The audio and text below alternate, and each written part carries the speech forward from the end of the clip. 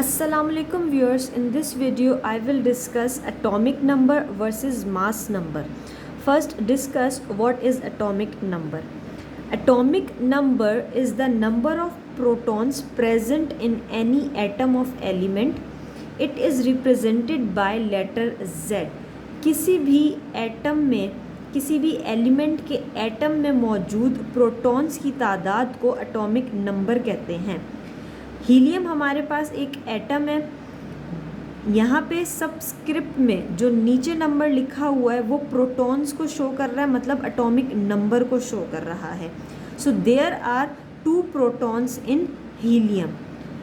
What is mass number? Mass number is the number of protons and neutrons present in any atom. किसी भी atom में number of protons और neutrons की तादाद को mass number कहते हैं and it is denoted by A. Helium में जो मास नंबर है वो है 4। इसका मतलब ये कि उसके पास न्यूट्रॉन्स और प्रोटॉन्स का जो सम है वो है 4।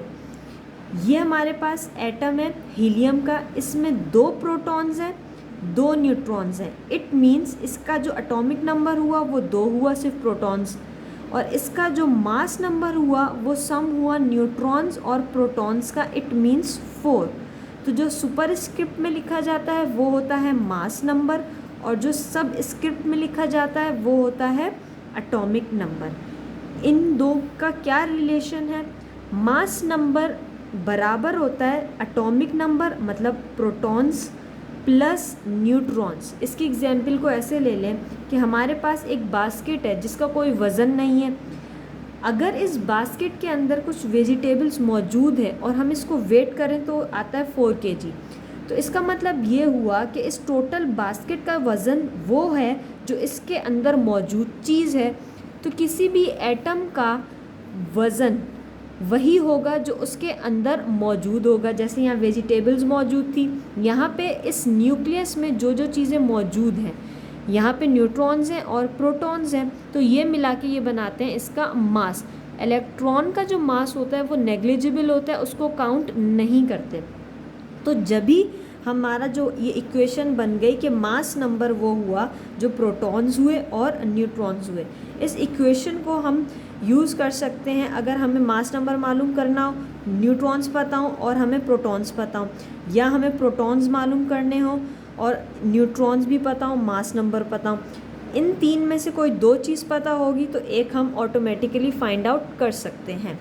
इसको हम एक एग्जाम्पल के तौर पे देखते हैं। अब इस एग्जाम्पल को देखेंगे तो हमें और क्लियर हो जाएगा कि क्या है। हमारे पास यहाँ एक एग्जाम्पल है, how many number of protons and neutrons are there in an atom having a 40 and z is equals to 20।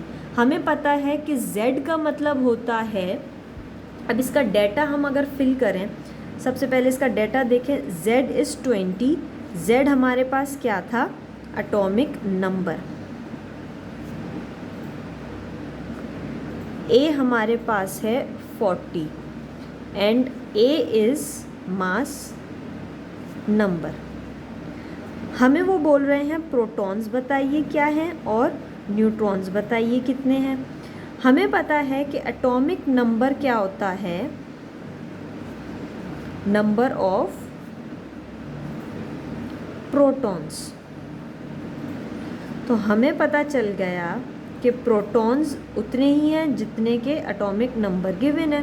तो प्रोटॉन्स हमारे पास कितने आ गए? 20।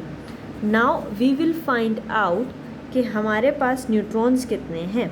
हम उस इक्वेशन को यूज़ करेंगे, a is equals to z plus n। यहाँ से हमें न्यूट्रॉन्स पता चल जाएंगे। a हमें पता है कितना है 40, z हमें पता है कितना है 20, n हमें नहीं पता।